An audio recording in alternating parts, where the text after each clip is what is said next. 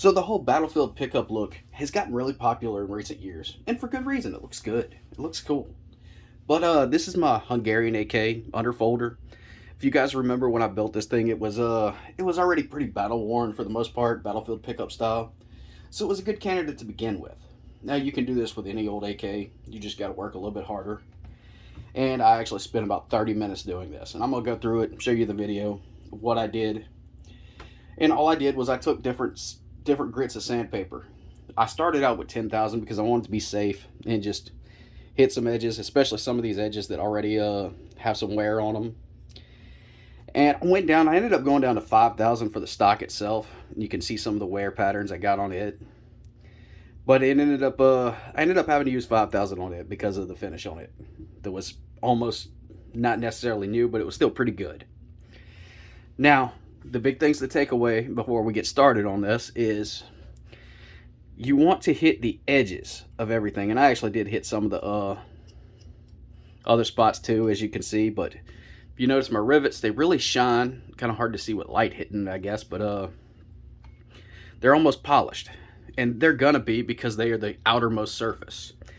Now, I see that mistake a lot in movies and all, where they'll do a battle-worn rifle and all, and they'll sand down the flat surfaces because it's basically easier to get, it's faster and everything, but it doesn't look really original.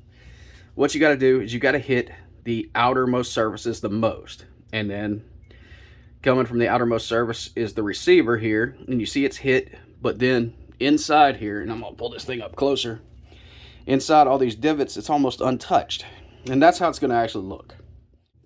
It's something you just take your time on, you work. Again, for me, for this AK, because it was already pretty battle worn to begin with, it only took about 30 minutes. So anyway, here we go.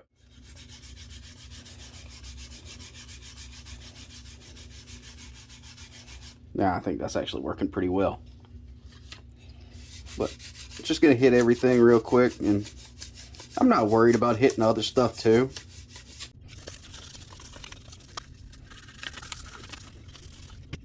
That's already bringing out a little bit of it. So the rivets, I want to really kind of polish them up good. I do want to hit this receiver a little bit because it's pretty much a new receiver. The safety selector.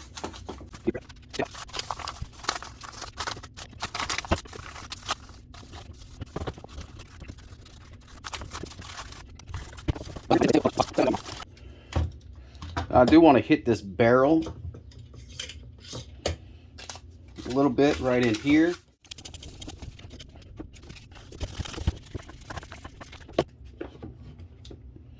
And you can really see the difference already just between this side and this side.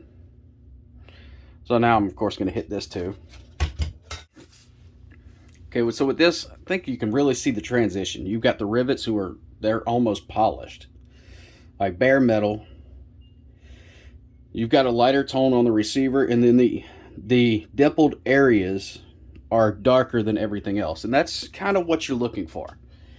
The deeper the recess in it, it's harder for debris, rubbing, whatever, to get to it, whereas these parts that bulge out, like the rivets, the safety selector, different things like that, they're more prone to being rubbed up against and rubbing off of metal. That's doing almost perfectly what I want it to do. The edges, getting the discoloration, the indentions aren't, and the rivets, of course, being almost polished, almost polished.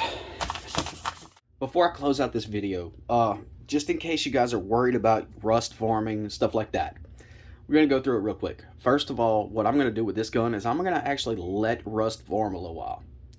Not much, just kind of give it some color. I'm hoping that it, like on the rivets, maybe on the dust cover a little bit, we get a little bit of surface rust that I can knock off, but kind of leave kind of a rust color on it. And then, of course, I'll oil it down and everything after that. But in reality, the most protection you really need on this is a light coat of oil, and it's going to keep it from rusting. I mean, you do have exposed metal at this point, so you kind of got to keep an eye on it, but it's not that big of a deal, okay?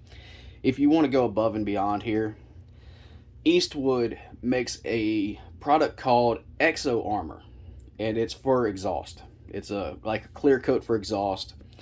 You can put a thin layer. It's really not gonna bring out any sheen in it or anything. It's gonna pretty much keep it the original color it is.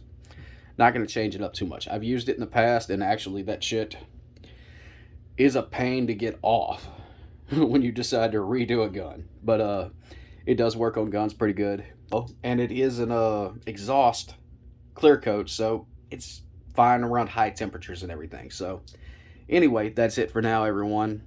Thanks for watching. Hope you enjoyed it.